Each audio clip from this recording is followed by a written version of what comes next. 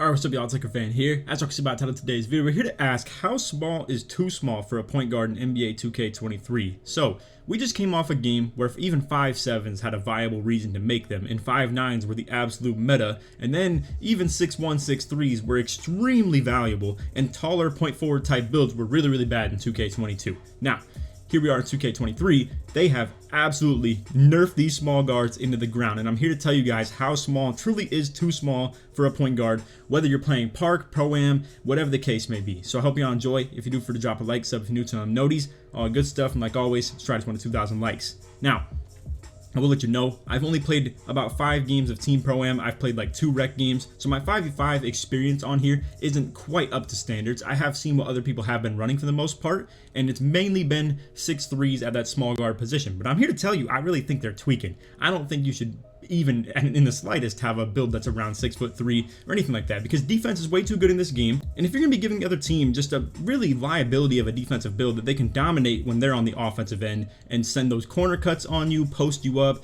all types of stuff like that, obviously your like box out ability and rebounding ability is not up to par either with your size. And just in general, I think it's a really bad build. And I do think if you're gonna see and look at these 6'8s right here, these 6'8s are by far the meta build, if you ask me, for this guard position. You can have 92 3-pointer at 6'11 wingspan with a 6'8" height. You get 89 ball handle for Hall of Fame quick first step, even still at this listed height. And as you can see, its defense is amazing still. You can get gold clamps with 92 perimeter D. We're going to upgrade this as well and showcase this. But I want to, once again, maybe just come back to these smaller builds and explain and go ahead and show you. And we'll just make an example out of this 6'3". We'll go ahead and just go minimum wingspan and then also the minimum weight. As you're going to see, this is ridiculous as far as trying to upgrade it. As soon as I put the 3-pointer to 99, we're already a 71 overall. Just off the fact that your mid-range, 3-pointer, and close shot are up. That's literally from 25 to 71. For a 99 rating. Now, as you're going to see, watch this. If you go down 1, there's another overall. Down 1 again, another overall. Down 1 again, another overall. Down 1 again, another, and then 2 even for the mid-range being forced down off the next one.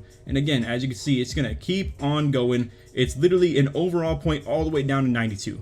So 92 is by far your sweet spot as far as this stuff goes, and that's what generally, like I said, the 6'8s can even get anyway. Again, look at this. 92 all the way to 99 is literally a difference of 63 overall to 71. That's ridiculous. And then on the 6'3", if we try and max out the speed with ball, as you can see, we're already in 97 overall. That's with physicals not even touched, 0 defense. You can't even protect yourself on passing lanes with steal. You obviously don't have any driving dunk. Your driving layup is still pretty mediocre. And for that matter, like, we still don't even have pass accuracy. If you want to get this to like even serviceable level of 70, that's not even serviceable. I'd say 75 is pretty much it. And then if we have 70 acceleration, you can't deal with that either because that's part of your ball handling ability. So now you just are looking at a dud build. So bad. So again, with this builder, it seems you have to budget. These high 90s are not worth it. Like this super high speed with ball right here or the super high 3-pointer, it's just extremely hard to work with in this game. And now this is where, when I'm on Twitter talking about how extremely OP these 6'8s are, they're like, well, you can't get that 99 speed with ball. You can't get that 99 3-pointer that a 6'3 and below can get, but neither can a 6'3. You can't afford to get all that stuff. It's literally just how it is. So with this build right here, like I said, is the perfect threshold for pretty much everything. I mean, literally ball handle, 3-pointer, all that stuff. Really the defense even for that matter as well. And if you're trying to ration out the weight perfectly, it looks like 186 is where you don't lose anything between acceleration, speed with ball, or anything important for that matter. Because as soon as you go to 187, you lose that acceleration. We're trying to keep this as playable at the point guard position as possible.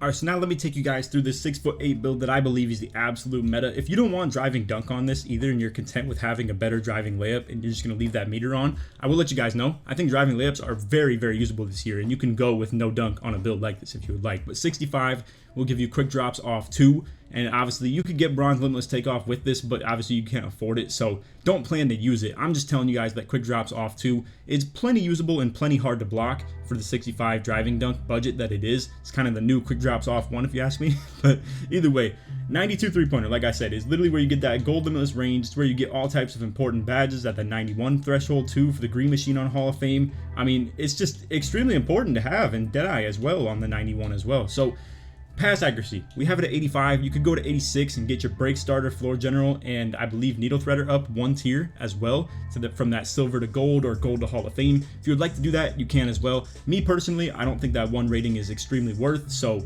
as you can see, The defense though, 92 perimeter D with 82 steal. This has literally the ability to do everything. Silver interceptor in the tier 2 as well. And then you could even still run things like gold clamps, gold challenger. You have ankle braces as well, pick dodger. This build is elite on all levels of the floor. We still even have a way to protect ourselves in the paint. 75 blocks, 71 into your D. You still have rebounding contributed to this as well. Now picture the small guard, right? Sure, the small guard has a little bit more ball handle. They have plenty more speed with ball, but I mean, if you've seen the way these tall builds move, it's crazy how fast they go. And I don't think you really notice that speed with ball difference, and 80 still moves really well. The jump shot speed, yes, is a factor. Being below 6'9", though, you still have access to plenty of good jump shots and plenty good jump shot speed and stuff like that as well. It's not a huge loss if you ask me, but anyway, like overall overview of this build, you have plenty doable finishing. Again, if you don't want any driving dunk, you could take that off, go ahead and put that speed up as it forced it down, and now you can just throw everything into either driving layup, and you're gonna see like you can still get 80 plus, which paired with Pro Touch on Hall of Fame is extremely good. You could still run Giant Slayer or something like that as well, or Acrobat in the tier 1, whatever the case may be. You have 7 finishing badges to use, and Pro Touch is definitely 4 of them if you're gonna be rocking out with that driving layup, because you can make some contested stuff, bro. You can definitely make some crazy stuff. We can go ahead and get the close shot to 67 and get 8 finishing. Whatever you'd like to do with this stuff, it's up to you. But anyway, generally with this build right here, you're probably gonna be looking at shot, sharp, play, and lock. And I do think, don't sleep on this lock takeover stuff either, because with how accessible team takeover is to achieve, putting it in your secondary is such a great idea. Because if you want to be a double offensive build, sure, but I feel like that's a little bit selfish, personally, because when you're on team takeover, you should be playing like a team. There are going to be other people on your team that have benefiting off the takeover and have both of theirs activated as well. So to put a secondary that can play the defensive end of things is really good if you ask me. To put like perimeter badge drop or extreme clamps is definitely a good idea. And then, like I said, you could probably just rock out with limitless range, or if you want to go crazy, team takeover boost was really good last year. I haven't got a chance to test it this year, but this is the type of build that in my opinion is the absolute meta point guard build of 2K23. Now, if we want to talk, how small can I go, Laker? I don't like making those tall PGs. How small could I go and still be viable? Well, I've played with Zeke, my boy, one of my IRLs that I've been playing with as well, and you've seen him in a lot of the gameplay so far, and we have won 95% of our games with him still on a 6'1" build. I will say though, if you're playing without a squad, like you're not playing with a team that you can communicate with and stuff like that, these are going to get thrashed around, bro. A lot of people have already picked up on the fact that these tall 6'7", 6'8", 6'9" builds are the park meta 100%. So if you're hopping in here in the park, I'm telling you guys right now, they are going at you. They are going at the small guard every single time for a guaranteed 2-point bucket if you can't rotate, if you can't work as a team, because you cannot defend down low with a build like this. It's literally as simple as that. I don't care what your interior D is, your block, it can only go to like literally a certain level anyway. And if we're talking like trying to achieve those crazy attribute ratings anyway, obviously as you can see, it's looking real tough. Like you're gonna have 50 something interior D, 50 something block, and honestly, like I said, you can't afford to upgrade that either. But let me stop harping on the fact that these builds are unusable. I want to then talk about how low can you go and still be viable. Like I said, I think you can make it work with a 6'1". If you have a squad, you can still pull it off. You're gonna have to rotate. You're gonna have to plan to, as soon as you get beat on a drive and like you get blown by or something like that, you're running to the closest person on the 3-point line. You're not chasing the person that just beat you as a defender. You are just running to the 3-point line on the next closest guy and hoping you can get there in time before the PG dots him. And some of these park dudes are some bots. They don't really like make those dot passes where they can tell a point guard's gonna rotate to the corner or something like that. So you might be okay. But when you play good comp, it's gonna be tough, man. They're gonna corner cut you too off that lockdown who's sitting corner. It's real tough to guard them because they're gonna have some decent finishing on their builds, and again, you have no interior defense. You have no way of fighting back. The only way you do is maybe if you give it steal and you get off-ball pest and interceptor, something like that. But realistically speaking, it's gonna be tough. So if you're playing as a random, so to say, right, like you don't have teammates, I think 6'5", 6'6" is the bare minimum that you should go as far as being able to fight back against those types of dudes that are mashing you down low. The truth is, it's really about just don't waste way too much into ball handling and three-pointer. Like, I think you want to be able to achieve that 92-3 if you want to be an elite point guard though. If you don't care for that though, personally, you could probably go like 89-ish or something like that and still be very serviceable when it comes to shooting and add to your defensive ability.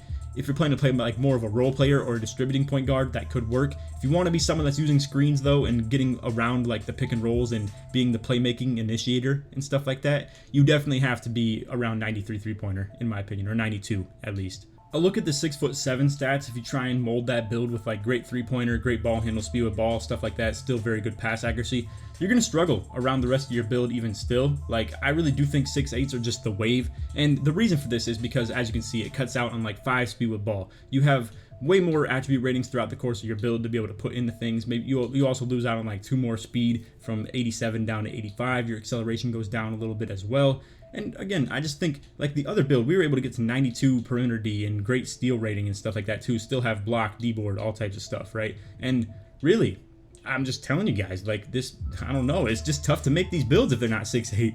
And then I know that's when everybody's like, well, Laker, why don't you just take the 3-pointer down by 1? Why don't you just take the ball handle down to what you would have had in the other build anyway? Well, that's the whole point. Why not just make the other build that's taller if you're going to drop down to the attribute ratings of what the other one was? Like with 80 speed with ball, 89 ball handle, and then have 92 3-pointer and all types of stuff like that. I mean, what's the point of making a shorter build with the exact same ratings as one taller than it? And that's what a lot of these stage heads are running into the problem of. They're making these 6'1" guards that have the same speed with ball nearly as a 6'7" build, and that just isn't going to compete, if you ask me. And you're going to get thrashed around on defense too. So anyway, that's all video. I hope you all enjoyed. I know it's probably a little bit of a shorter one, but I wanted to just bring this video to you guys because I know a lot of people have been either asking about what they should make for the point guard builds or making the wrong point guard builds. And I do understand, maybe you want to play the game for your fun's sake. Maybe you don't like those taller builds at PG, but some people do and some people don't. That's just how it's always going to be. Maybe some people really hated last year's game with the 5'7" PGs to 5'9" and stuff like that, and it was a stupid meta. I do agree, it was kind of a stupid meta with the mismatch expert going crazy and stuff like that. But really, I'm here to tell you guys, like, that small guard stuff is not cutting it this year, especially for Park. And people can convince themselves all they want that the comp stage lineups are going to involve those small PGs and stuff, and that the invalid aspect is always going to be there because they got these moderators over, like they got these kings or overlords, so to say, of the stage community who set all these rules, these eyeball dudes. I tell you what, boy, this stuff is crazy how these dudes got a chokehold on that stage community.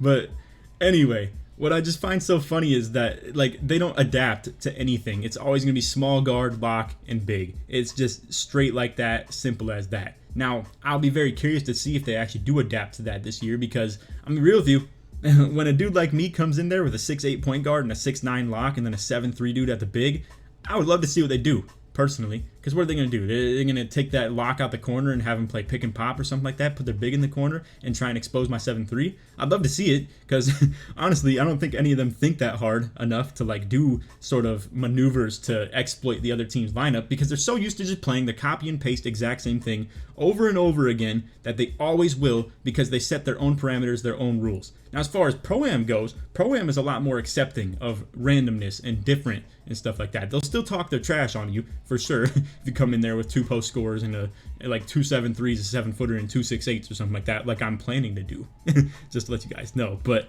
they'll still talk their trash, for sure. But there's no rules. They're not going to restrict you from playing the game or, like, literally hop off the dots or not play you, refuse to play you. They just can't do that. So, personally, like I said, I think you're tripping if you don't make a tall guard this year. That's just how I feel. And, you know, some people are stuck in their ways with the small stuff. And, hey, go play stage or something like that if you like that. They'll love you over there. But anyway, like I said, that's all for the video. Hope you all enjoyed. If you did, for to drop a like, something new, turn on noties, all good stuff. Like always, try to want 2,000 likes. And if you made it to the end of the video, put tall or put 6'8" in the comments. Show your support me all the way through. But anyway, that's all for the vid. Other than that, take it easy, man. Peace.